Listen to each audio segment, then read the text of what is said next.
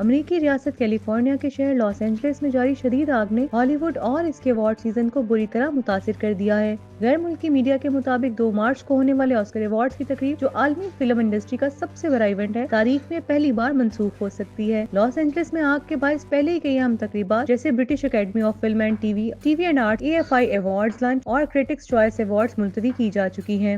آسکرز کی ممکنہ منسوخی کا حتمی فیصلہ ہالی ووڈ کی مشہور شخصیات پر مشتمل ایک کمیٹی کرے گی، جس میں ٹام ہینکس، ایما سٹون، میریل اسٹریپ اور اسٹیون اسپرگ جیسے بڑے نام شامل ہیں۔ میڈیا رپورٹس کے مطابق کمیٹی موجودہ صورتحال میں جشن منانے کو نامناسب سمجھ رہی ہے، خاص طور پر جب شہر کے ہزاروں افراد شدید نقصان اور مشکلات کا سامنا کر رہے ہیں۔ اگرچہ امید کی جا رہی ہے کہ آئندہ ہفتے تک آگ پر قابو پا لیا جائے گا، لیکن لاس اینجلس کو مکمل بحالی میں کافی وقت لگے گا۔